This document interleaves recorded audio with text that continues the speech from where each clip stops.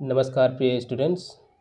इस वीडियो में अब हम हल करें सवाल नंबर 11 से। इसके पहले जो वीडियो बना था उसमें सवाल नंबर हमने 10 तक पूरे के पूरे बताए हैं और ये हल कर रहे हैं मॉडल पेपर जो कि 2022-23 के लिए यूपी बोर्ड सरकार द्वारा जारी किया गया है। और ये जारी करने की तिथि संभवतः वही 13 अक्टूबर को जारी किया है। ठीक है, तो ये हमने इसको हल करने का पूरा ये वीडियो बना रहे हैं, हल करने का सॉल्यूशन प्रोवाइड करवा रहे हैं आपको।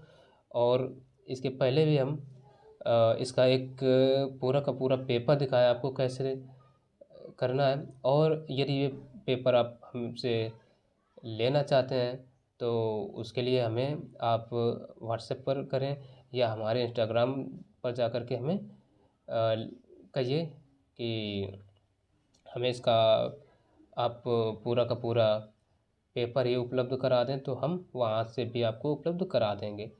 और इस पर आप वीडियो पर जाकर के भी कमेंट कर सकते हैं। और भाई चैनल को भाई सब्सक्राइब कर लेना, क्योंकि आप दूसरे चैनलों को भी सब्सक्राइब करते हैं तो एक हमारी भी रिक्वेस्ट है कि हमारा भी चैनल सब्सक्राइब करिए और थोड़ा सा आगे बढ़ाने का आप लोग प्रयास करिए। ठीक है, तो हम भी थोड़ा आपको अच्छा कंटेंट प्रोवाइड करा पाएँ।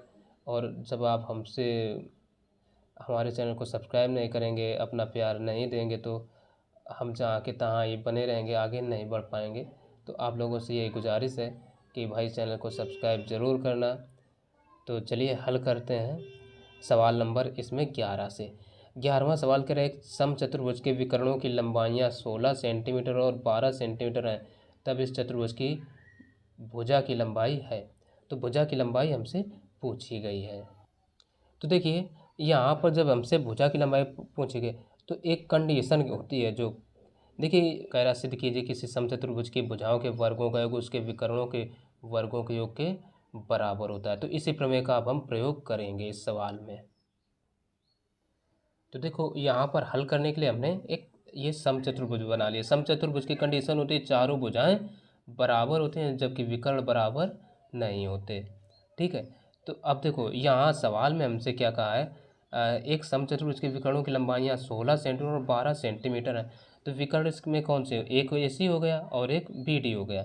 तो हम BD देखो इसमें बड़ा नज़र आ रहा है ना, तो हम कह सकते हैं यहाँ BD या DB बराबर 16 सेंटीमीटर और 12 सेंटीमीटर, यानी दूसरा विकर्ण कौन सा हुआ, AC।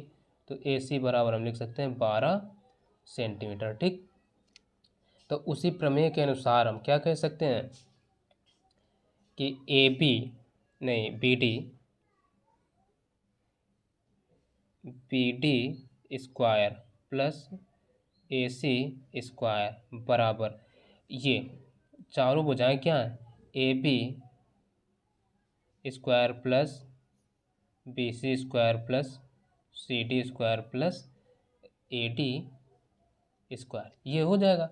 अब ये क्यों होगा, प्रमेय के अनुसार। हम भाई प्रमेय लिखे दे रहे हैं, प्रमेय के अनुसार। अब पेपर में आप प्रमेय पूरी की पूरी भी लिख सकते हैं।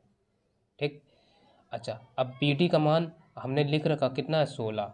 तो 16 का वर्ग प्लस ये 12 का वर्ग बराबर AB कितना है, A प्लस ए और प्लस ए, चारों भुजाएं ए है ना, तो ये कितना होगा, 16 16 हम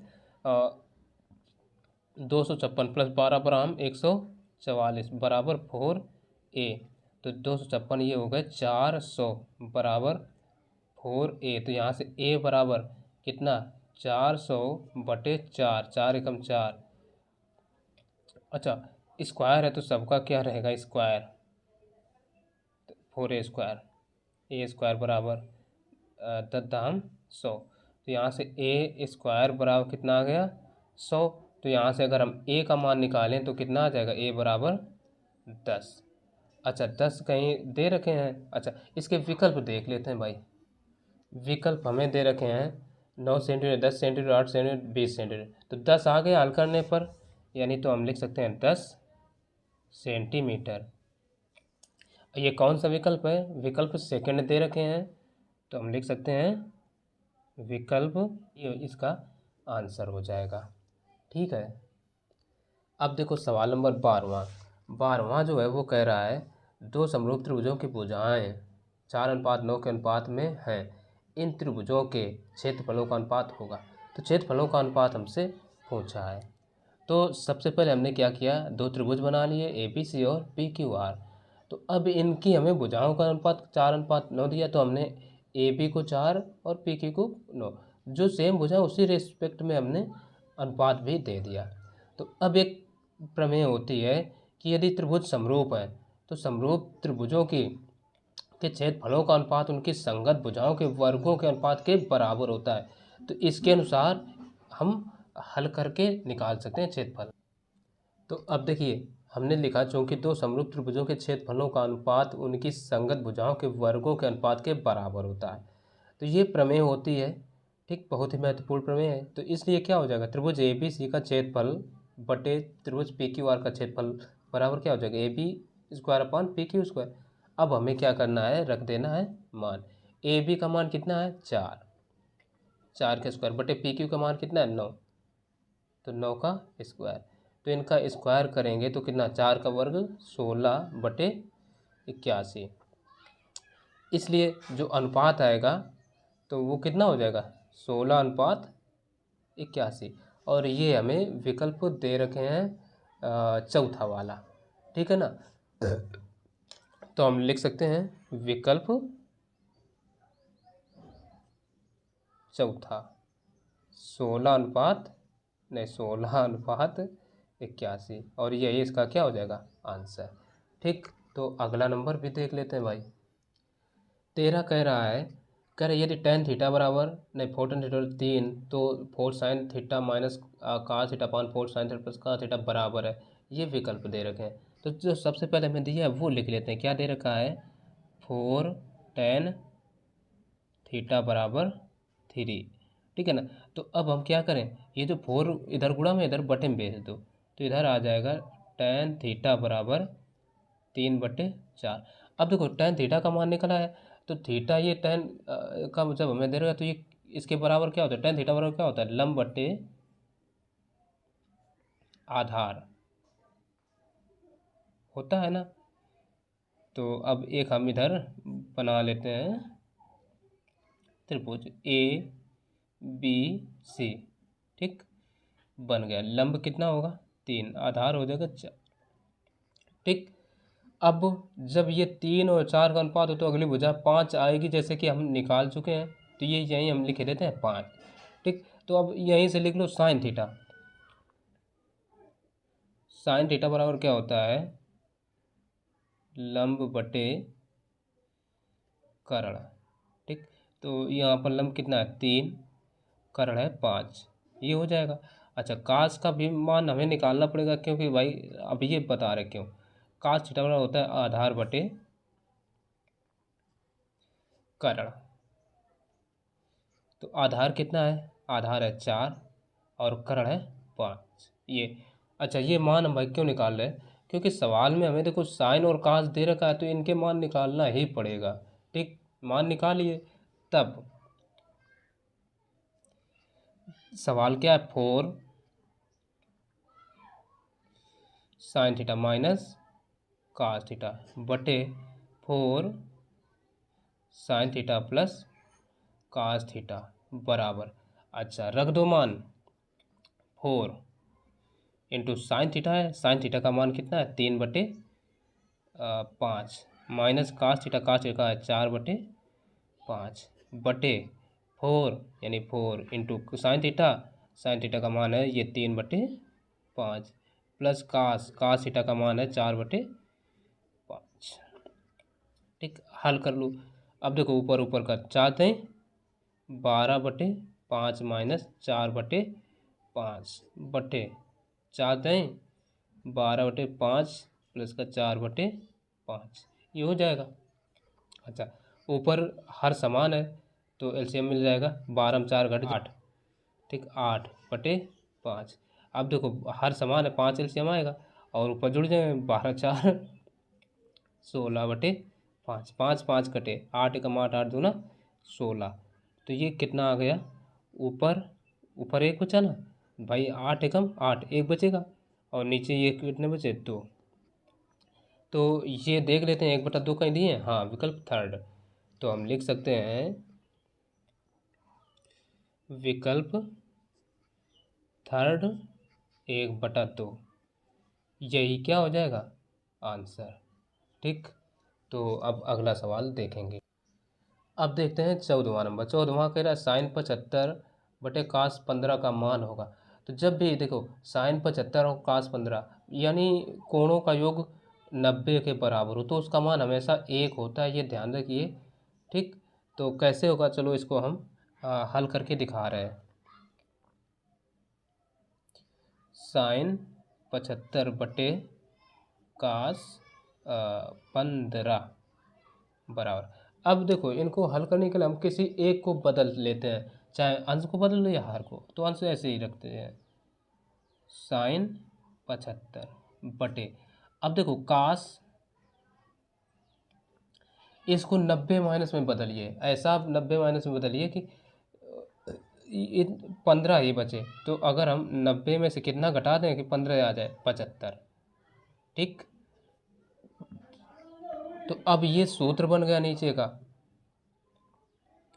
sin 75/cos 90 माइनस थीटा होता है साइन थीटा।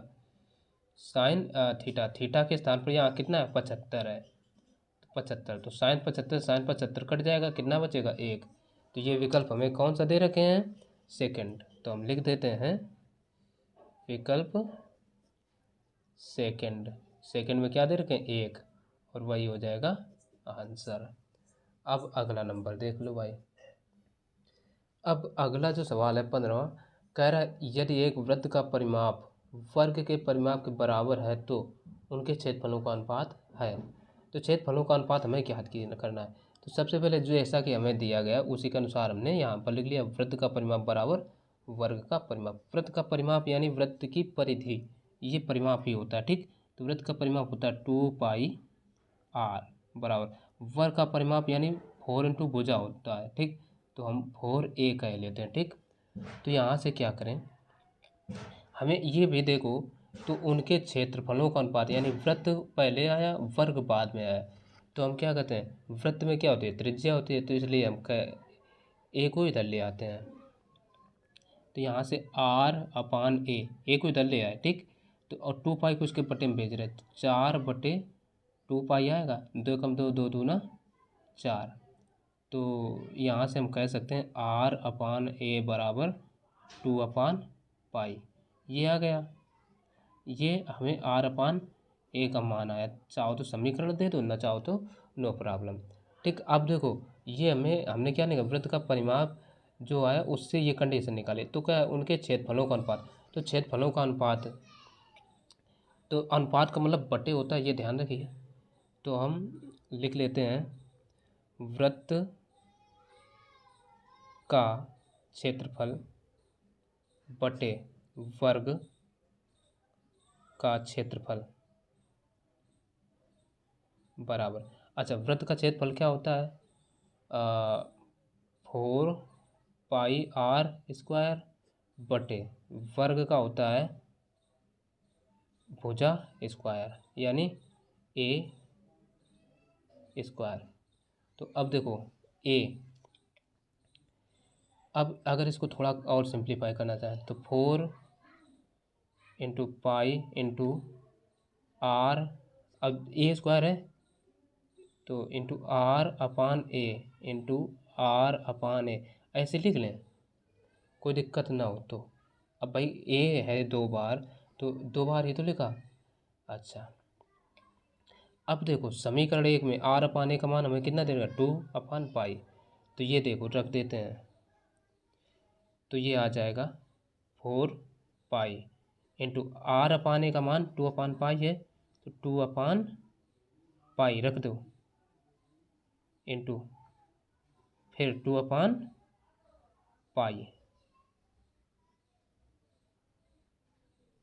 2/π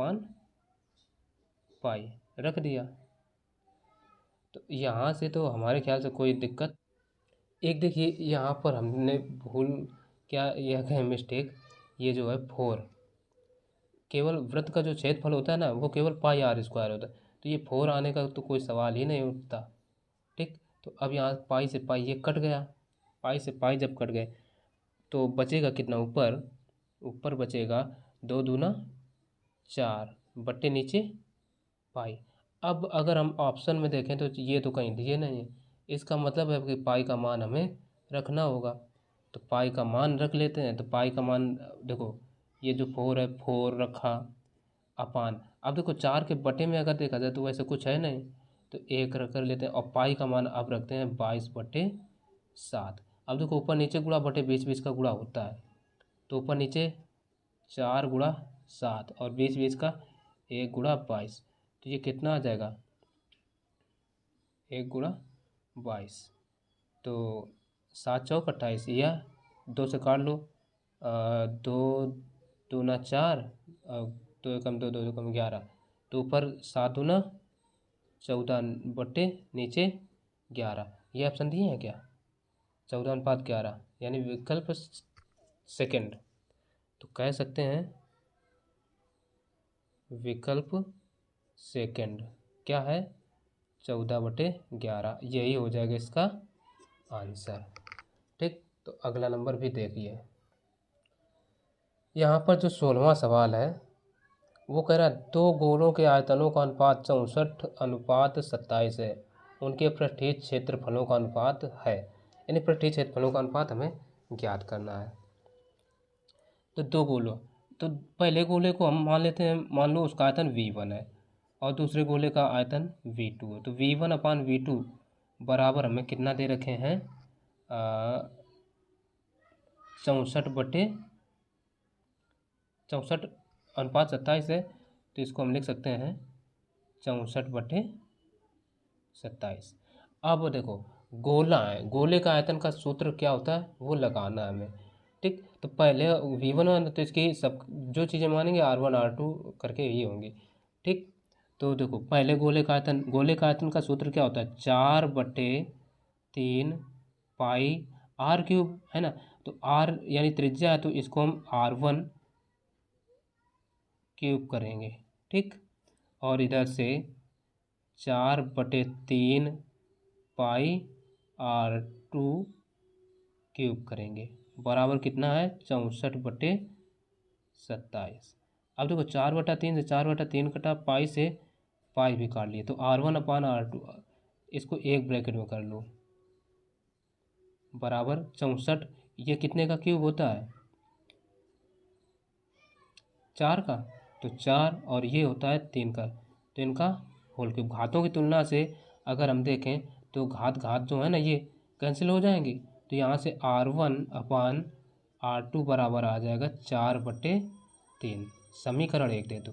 अब हमसे पूछा क्या है, उनके पृष्ठीय क्षेत्रफलों का अनुपात। ठीक, तो हम कह सकते हैं पहले गोले का पृष्ठीय क्षेत्रफल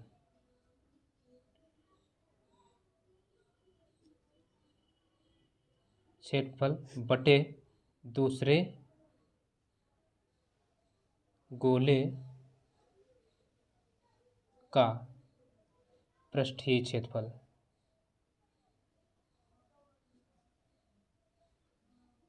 ठीक, पृष्ठीय क्षेत्रफल कहता है या संपूर्ण पृष्ठीय क्षेत्र एक ही बात हो, गोले का समान होता है। ठीक, पृष्ठीय क्षेत्रफल क्या हो जाएगा, 4 पाई R² बटे 4 नहीं R1² आएगा, इधर से 4 पाई R2²। तो देखो 4 पाई से 4 पाई कैंसिल आउट, R1/R2 बचेगा। तो R1/R2 का हमें मान पता है, इसको हम R1/R2 का होल स्क्वायर कर लेते हैं। इसका मान हमें दे रखा है 4/3, तो 4/3 का होल स्क्वायर कर लो। तो ये होल स्क्वायर करेंगे तो 4 का स्क्वायर कितना, 16/3 का 9, तो ये कितना आ जाएगा 16/9। ये कोई जो विकल्प दे रखा है चौथा, यही क्या हो जाएगा सही। तो हम लिख सकते हैं विकल्प चौथा 16/9, 16:9 यही इसका आंसर। ठीक, तो अब अगला नंबर और देखते हैं। अब देखो अगला सवाल जो है वो कह रहा है 1 से 10 तक की धनात्मक विषम संख्याओं का समांतर माध्य होगा, और इसके जो विकल्प हैं वो अगले पृष्ठ में दिए हैं। हालांकि हल करने के लिए क्या करेंगे, सबसे पहला काम है हम 1 से 10 तक की जो विषम संख्याएं हैं उनको लिख लेंगे। तो हमने इस तरीके से लिख लिया। अब एक कंडीशन जो होती है वो हमें पता होना चाहिए। तो समांतर माध्य पूछा है तो सूत्र होता है समांतर माध्य बराबर, समांतर माध्य बराबर सूत्र होता है पदों का योग बटे पदों की संख्या।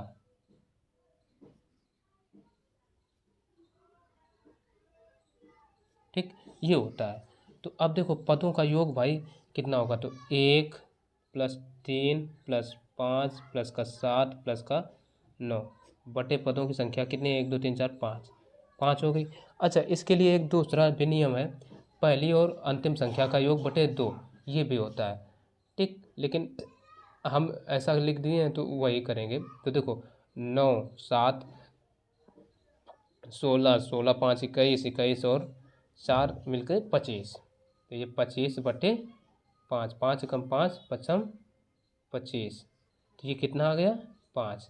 तो यानी इसका जो देख लेते हैं विकल्प में क्या दे रखे हैं।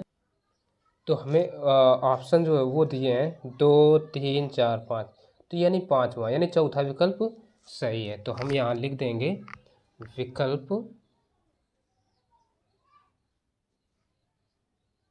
चौथा, यानी चौथा में क्या दे रहे हैं 5, यही हो जाएगा इसका आंसर। ठीक, तो ये सवाल नंबर था 17। 18वां अब देखिए। 8वां कह रहा है माध्यिका को आलेखी विधि द्वारा निम्न में से किससे प्राप्त किया जा सकता है, तो ये होगा तोरण से। ठीक है, आप जब ये चैप्टर पढ़ेंगे तो उसमें सब कुछ समझ में आएगा, तोरण से। तो इसका विकल्प कौन सा हो जाएगा, पहला नंबर सही हो जाएगा ये 18वां का। तो 18वां में हो जाएगा तोरण, तोरण से, ये आंसर।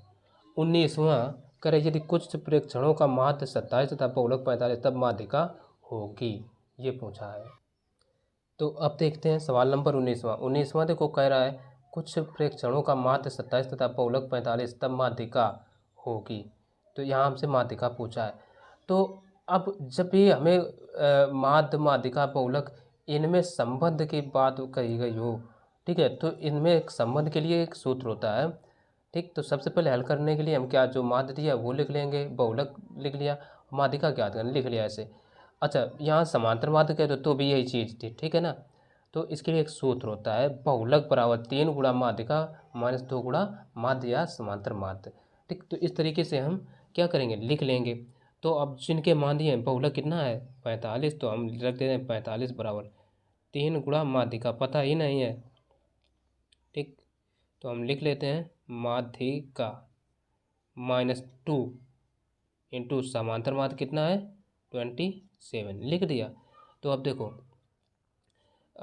45, अब माइनस इनको इधर ले आओ, ये देखो दोनों पूरा का पूरा एक पद है, 27 दूना 54, माइनस का है तो इधर हो जाएगा प्लस का 54 बराबर 3 इंटू माध्य